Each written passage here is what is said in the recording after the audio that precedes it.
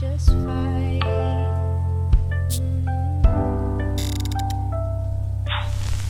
It's a beautiful day to feel fine.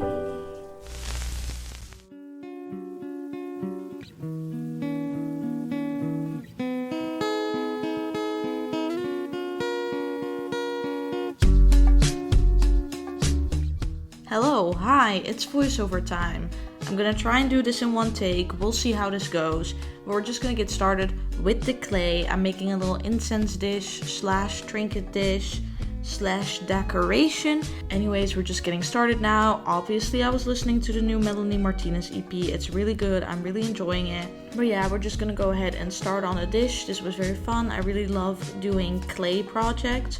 There's something really satisfying about sculpting things with your own hands and making things. I think I saw a similar incense dish over on TikTok. So this idea wasn't completely my own. Just putting that out there. Anyways, I'm gonna stop the voiceover now. Just sit back and enjoy the process.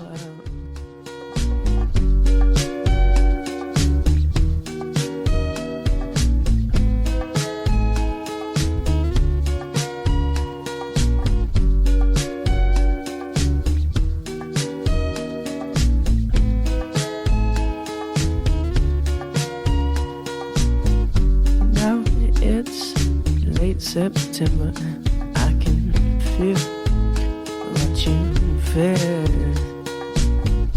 I would write you a letter just to say that you missed it.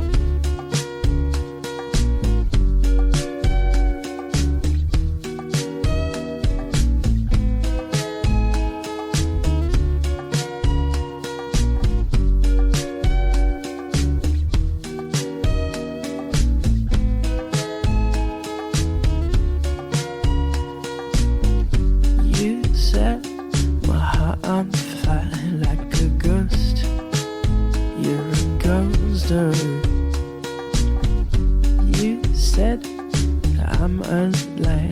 I don't know.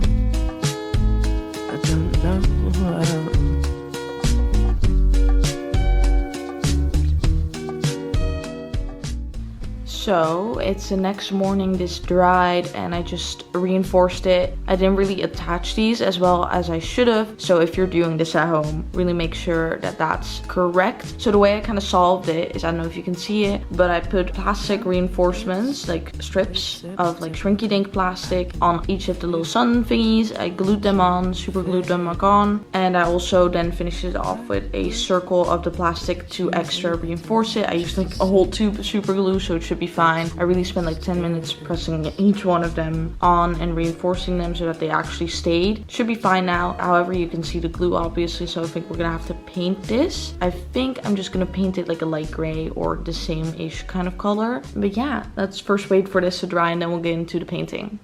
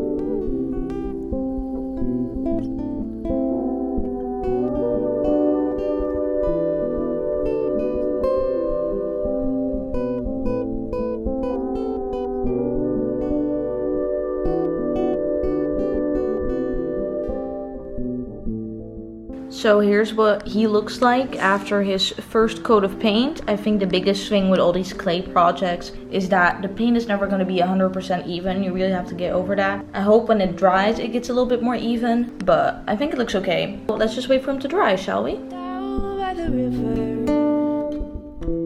The wind wraps Let's get deep for a minute, shall we?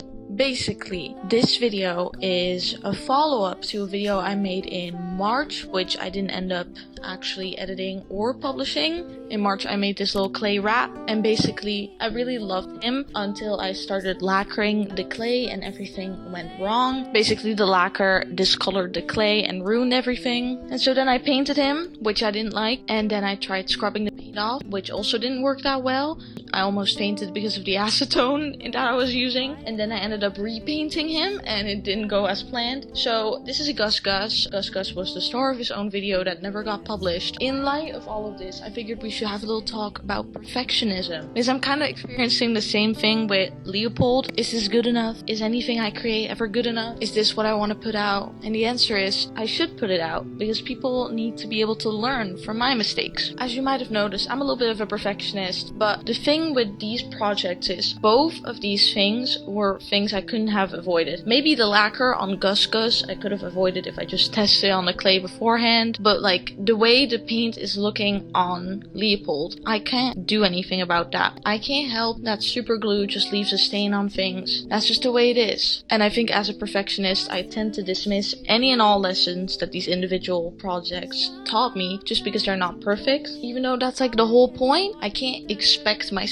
to just pick up a ball of clay and make something that looks like it was made in a factory. That's like one of the biggest things I'm learning, is that when you make something handmade, it's gonna look handmade, duh. But somehow I've ended up with this idea that even if I make something with my hands, it has to look like it came from a factory. That's impossible. You should let that go. You know, you should just enjoy the road of making the projects. And if they don't come out perfect, that is what it is. You learn from it, you move on, you do better next project. I'm not that good with clay yet, but I think I'm slowly learning how to do it and how it works. Little Gus Gus and Leopold, they're teaching me different things, and I think that's the whole point of it. So that's why I am putting out this video. You know, there's a lesson in here somewhere. It just looks handmade. I can't avoid that. What am I gonna do? What am I gonna do about it? Nothing, because I did make it with my hands. I'm not perfect. I create things that don't look good. I create things that I end up hating. That's the way life is, you know? I still love my son Gus Gus though. He's the star of this channel. No one can tell me otherwise. Deep Sabrina out. Also subscribe.